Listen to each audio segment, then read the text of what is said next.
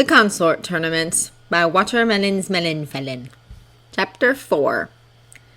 Harry sighed. Life since the beginning of the tournament had changed drastically. His fellow competitors were shooting him glares. Some people claimed that he cheated because he didn't actually do any work during the first task. Therefore, it wasn't fair that he was awarded second place while others had struggled to prove themselves.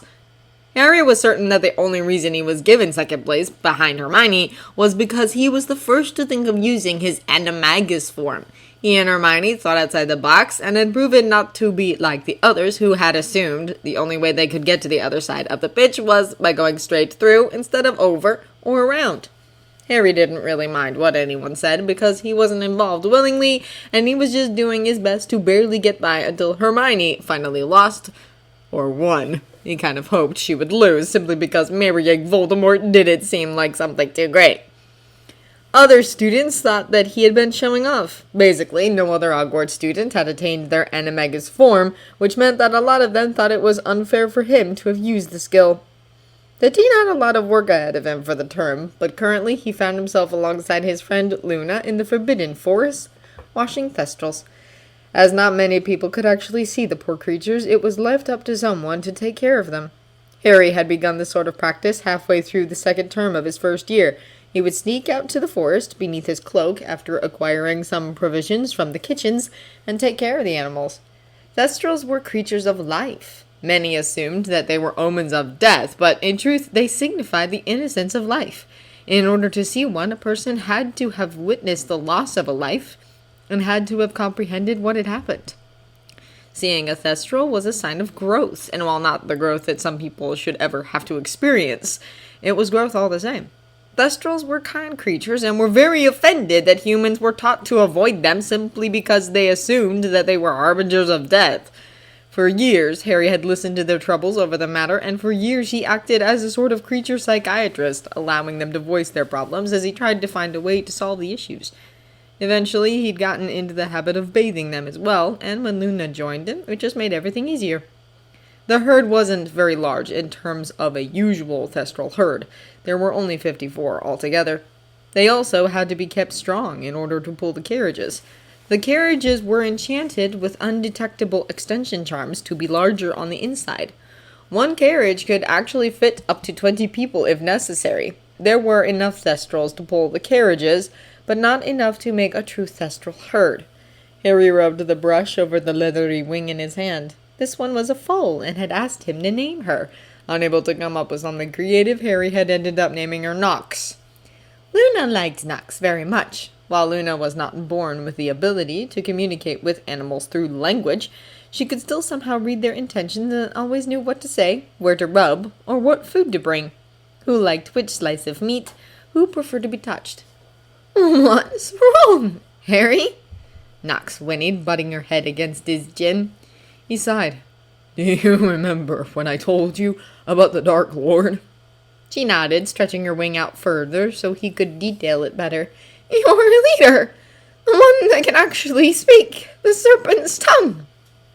Yes, him. He's looking for a mate and decided to hold a contest to see who is worthy to help him build his family. She nodded her head understandingly. One wouldn't want a weak mate. He's smart. Much more safe than fighting. You can get hurt when you fight. Harry decided not to tell her that there would indeed be fighting later on. Instead, he simply went on to explain his problem. He decided to enter me into the contest without my permission, and made it impossible for me to quit. So I have to compete, and I don't want to. Do you not want a strong mate who can provide you with good offspring? Asked Nox, sounding confused. I want a mate who will love me, and Voldemort doesn't want love. He wants children to pass his line to. Honestly, he couldn't expect a Thestral to understand all human interactions. Most animals and creatures could not comprehend why humans went about such things in such a difficult manner. Not all animals or creatures could understand love. So, you have to play the game until you lose or win. Yes. Then win. And when you win, refuse his advances. You will have worked hard to prove that you are the best mate available, And if he really wants you, then he will have to fight for you. And just like that, Harry's problem was sort of solved, all because of a Thestral who wasn't even a year old yet. You are too smart for your age. Mother has mentioned this before. He playfully bumped her with his arm and returned to his grubbing. That was definitely a plan. Win and then not accept the prize, said prize being Voldemort himself. Ooh, this was going to be delicious! Harry's meandering of the library was interrupted by the one person he didn't want to see present. What do you want? Probably should learn to watch his mouth too. Voldemort liked to put people in their places, and yet Harry had already gone beyond cheeky and hadn't been put under the Cruciatus yet. Interesting.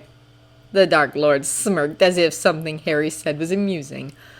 I was just wondering how you were handling the tournament, and if you have any plans for the second task. Yeah, I'm going to lose as planned because riddles are my thing. The teen partially lied. Voldemort's smirk died instantly, and Harry had to fight off his satisfied grin. You aren't even going to try. Harry shrugged. I'm not a Ravenclaw for a reason, you know. I can't deal with riddles because the answers are usually ridiculous or too obvious to see. And I'm more of the sneaky and not straightforward type most of the time. The man made a disbelieving noise, earning himself a glare from the younger wizard. He could totally be sneaky. It cannot be that bad. You would know. Actually, I left that in Severus's hands. All 5,000 riddles. 5,000? What the bloody hell were they thinking? There are only 500 people and we each only need 5 riddles. Harry sputtered, completely floored by the revelation. Voldemort smirked again. There are more points to the task than what you were told in the booklet. Dear Merlin, this would be nuts! Hermione had already solved a riddle. She was supposed to be a Ravenclaw, and logic was her thing. Harry not so much. How was he going to do this? Pulling out the riddle, Harry peered at the parchment. What is this word? Why is it special? Fascious. Voldemort snatched the parchment from his hands and looked it over. All there was a crooking of a brow beyond a simple, "Ah," slipped past the man's lips. You know the bloody answer, don't you? Harry demanded, feeling his annoyance rise. The man gave a chuckle. Of course. I was raised in the Muggle world where things like this are taught. Severus always did love to make things harder on people. Wizards use this word all the time. The Gryffindor pointed out, finding nothing forthcoming on the supposed riddle. The Dark Lord shrugged. Actually shrugged! The questions are what and why. What implies the word falls into a category of things, and why asks about that specific thing. Harry looked back to the word, finding nothing special about it. There was no hope. Hermione was on her own from then on. Harry, may I remind you that asking for help isn't against the rules. Perhaps your mother would know. And with that, Voldemort strutted from the library, oozing calm and humor. What? Harry hated having to ask for help at anything. Severus, you are devious. The dark and dour man sniffed, pretending that he had no inclination as to what his lord was talking about. I am merely myself, my lord. Using Muggle-only riddles. So what if he decided to make it even harder? Muggle-borns made up less than a third of the people who had even entered the competition, and out of the remaining 500, only 52 were in that minority. Therefore, it would make it even harder on everyone involved, especially since purebloods were too good to look up Muggle-related things. My lord, am I right in assuming that you wish for Potter to win? The older man brought his elbows to the table and rested his chin on his linked fingers. Harry James Potter is one of the 5 people that I have my eye on. In terms of ability, he will be the best as he is the youngest. In terms of interest, I like him much more than the others. His power level is astonishing, and he has room and even years to grow. The other 4 are of good families, good ancestry, and have much that I could benefit from. Always looking out for his own interests first and foremost, a very Slytherin response. Dubois is one of the other 4, if I'm not mistaken. You aren't. I don't like him in the least, but he's still better than most of the other contestants. Speaking of dearest Reginald, I want you to keep an eye on him. Skilled though he may be, he is of the habit of overestimating himself, and I can tell that he will try to sabotage his fellow competitors. When he does so, he is to be detained until I decide what to do with him." Severus nodded. "As you say, my lord." The Dark Lord hummed. "How goes the planning for the ball?" Severus couldn't withhold his sigh. "Bellatrix wishes to have everything made of glass, from tables to chairs and even the decorations. She longs to use a new charm that was recently invented to give the glass a frosted appearance without it being cold." As expected, the Dark Lord did not feel that idea was wonderful in the least. "And what did you have to say about this?" "That it would take unnecessary work to soften each chair to make them comfortable. That we would be asking for trouble if we used only glass objects. That the charms necessary to make them nearly indestructible were a hassle to place. Overall, the discussion was harrowing at best, and she left in a horrendous mood." Seriously, planning the ministry ball every year always ended up with Bellatrix wanting to use ridiculous decorations and no one agreeing with her. Since Severus was stuck as the other coordinator, what he had to say did have an effect on the project, which led to them disagreeing more often than not. Severus didn't like bright colors, but he would take that over glass-only decorations. "How about you use silver and royal blue this year?" the Dark Lord suggested, meaning that he was actually wording an order in a friendly manner. Severus tipped his head in agreement. "Wonderful." "What in the nine hells do you think you're doing?" Reginald flinched. It was his older sister, Miriam. He'd hoped he wouldn't have to deal with her during the tournament, but apparently she had decided to grace him with her presence, for whatever reason. "You just up and decide to enter this tournament? Did you not stop to consider that perhaps our family does not want to be connected to the Dark Lord?" Her voice had a sort of shrill-like quality to it, which had always made her the one their parents resorted to when they wanted him to suffer for his misdeeds. Miriam had lungs like a banshee and was proud to demonstrate why she had gained such a nickname. "I don't care what the rest of the family wants, Miriam. I am doing this for myself because I deserve it." She scoffed. "You deserve nothing. You were the one who tried to kill the LaFace and got our family blacklisted because of it. No one wants anything to do with us because of you, and whatever good name we've managed to salvage, it is because of me and our parents, not you." He scowled again. Once more, she was bringing up his mistakes from the past. Had the operation been successful, he wouldn't have been caught, and his family wouldn't have suffered. "When I win, people will have to acknowledge the greatness of our family, Miriam. The Dark Lord would accept no less for his consort." Miriam's stiff lip thinned out immediately, and her fiery eyes began to glow with a threat that he unfortunately knew all too well. "It is by the grace of our Father that you were not disowned for your actions. However, I think I shall inform him post-haste of your plans." She turned and stomped from the room, only looking back to say, "And if you touch the Potter, Malfoy, or LaFay heirs, you will be stripped for good." Reginald threw his walking stick in his rage. She was a tattletale and loved to get him in trouble. Reginald had to get there before her. He had to explain. Surely they would want vengeance on those who had wronged them in the past. Lily Potter stared at the letter in her hand. Harry was actually planning to go through with the tournament and was asking for her help? That was when she knew that he couldn't be joking if he was actually lowering himself to asking for someone else's assistance in any matter. Harry was very prideful and had always viewed help as a sort of weakness. He tried so hard to not ever need any, but there always came a time where his pride had to be shoved aside for the betterment of himself.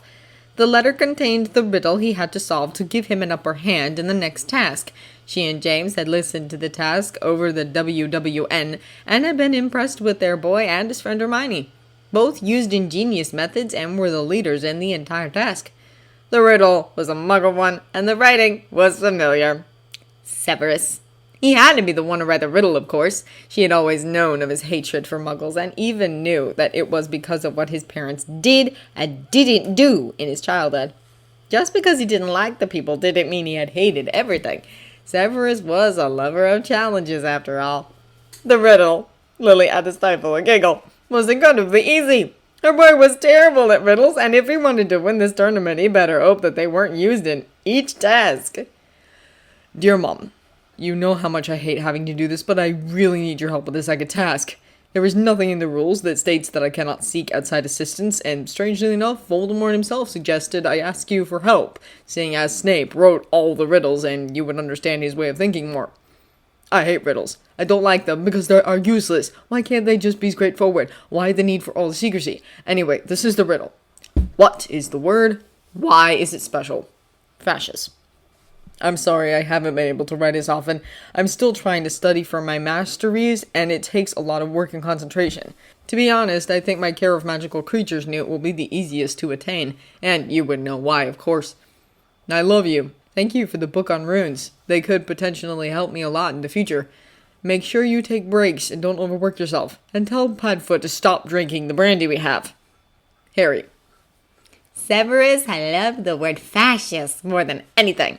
He'd always found linguistics fascinating and had made it his duty to seek out the nuances of each language he knew. Fascist was an English word that could be derived from Latin or French, though Latin technically, since French was derived from that language as well. It was a regular pan vowel and was one of the only words in the English language that had every vowel in it, and in alphabetical order as well. On a more disturbing note, why had the Dark Lord approached her baby? Did he think that James and Lily were up to something? Did he perhaps want to get close to Harry to see if their family was traitorous? Whatever the man's reasons were, Lily was certain that they were not good in the least. With a sigh, Lily began her reply and called a house elf to help her find the two-way mirrors she'd bought last Christmas. If Harry had to answer more riddles in the task, they could just communicate that way. She might not understand why he felt the need to compete in such a tournament when he had so many plans for his future that lie ahead, but she was a supportive mother and wanted her baby to succeed in everything he desired to do.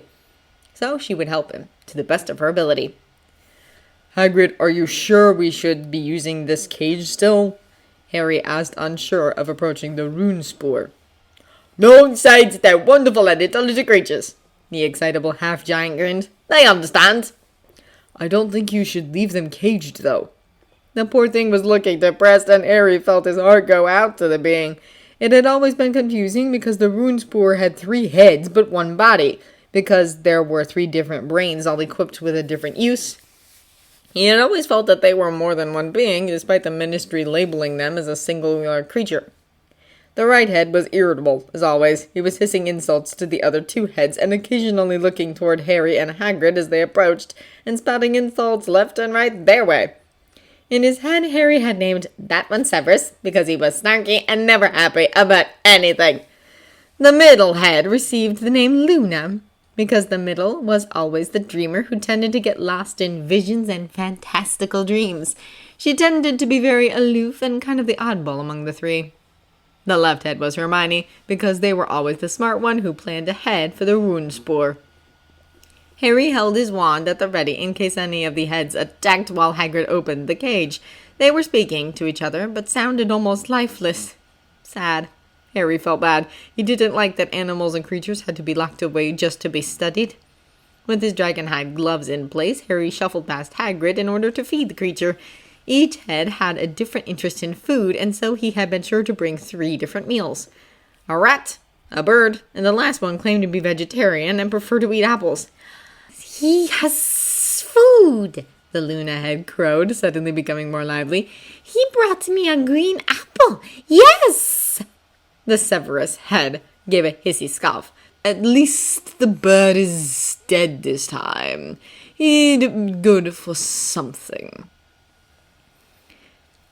I do say that rat is a lot larger than the last one he brought me, commented the Hermione head. We are spoiled. At least someone knows how to treat us well. If only he could take us away from here. I'm tired of being here. Humans are stupid, Severus hissed. We'll be stuck in here for the rest of our days.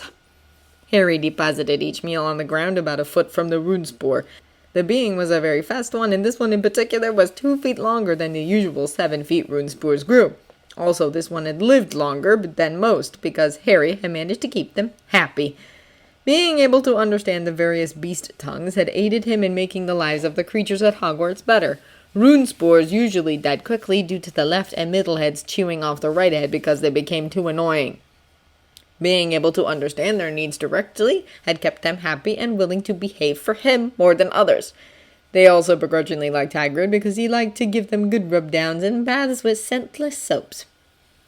Hagrid was just lovable and adored animals and magical creatures with everything in him. Hagrid, can I take them out for a while? They look like they need some excitement. Runespoors could understand English, even though they could not speak it. The three heads, having swiftly finished their fare, all straightened, looking up at Hagrid as if he held the key to their hearts. Luna was doing a smashing job of looking depressed, if it was possible for a snake to look depressed. They're lonely, Hagrid. Harry tried a little harder, hoping he could use the half-giant's bleeding heart to his advantage. Well, all right, Harry. They seem to like you the most, but don't let them attack anyone, you hear? They won't, Harry promised, reaching a hand out and smiling when they slithered up his arm, chattering excitedly about the prospect of freedom. Ooh, I hope we can see the castle, said Luna, her head bobbing happily. Anywhere that isn't that stupid cage is good enough. Severus huffed, though his excitement was just as obvious. Their tail was wagging, which was what gave them away. Hermione was silent, but no less ready. Harry skipped away from the stockade, feeling much better. Today was going to be great.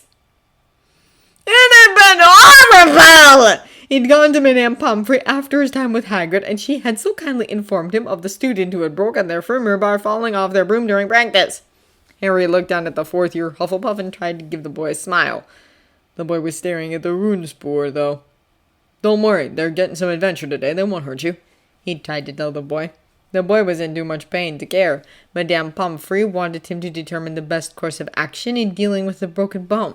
The potion to mend the bone would take several days, along with several painkillers and possibly more potions to keep the boy under so he wouldn't be awake for it. But Harry was all about practicality. He liked getting people out of the hospital wing as quickly as possible. Free birds were important to have at all times, and he didn't want to unnecessarily waste potions when there was an easier method. This he had learned from an idiot who was supposed to help tutor him but was discovered to be a fraud and a moron. Though some of the spells he had learned, which were supposed to do one thing and ended up doing another, had been helpful at times. The spell was real, but with the wrong intent, it would do a different job than what it was supposed to do. And that was Harry's plan. Madame Pomfrey, I'm going to need an entire bottle of Skelegro. Mending a bone as large as the femur would take a lot of time, but growing it back would only require a night in the hospital wing. By the next morning, the boy would be back to normal and sitting in the Great Hall with all of his friends. Geoffrey, I need you to close your eyes and count to 5 slowly, okay? When you open them, the pain will be completely gone. Still wary, the boy did as asked, and Harry placed his wand over the wounded appendage and murmured that botched spell Gilderoy Lockhart had taught him in the summer before second year. Femoris emendo. The leg deflated like a balloon then. Every bone in the left leg was gone. When Geoffrey opened his eyes, the boy had screamed at the sight of his leg, only to be silenced by Harry. Sorry, kid, but this is the fastest way. Either we regrow your bones overnight, or we take the long way and have you in here for nearly a week as we waste potions and time. I figured you'd prefer this method before. Hufflepuff is playing Ravenclaw in 2 days after all. He had shoved the entire bottle in the boy's hand. Drink all of it, and you'll be right as rain by breakfast. If that was the only situation, he would have been fine, but no! A broken hand, a concussion, and 4 students with influenza. Harry had been vomited on 3 times before he managed to return to Gryffindor Tower. The Runespoor had stuck it out with him, though.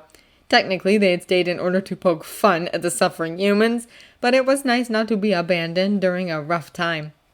Thankfully, he found Hedwig sitting on his windowsill when he got to his room, with a letter from his mother and a small package. She eyed the Runespoor distrustfully, but did not start a fight. His mom was bloody brilliant.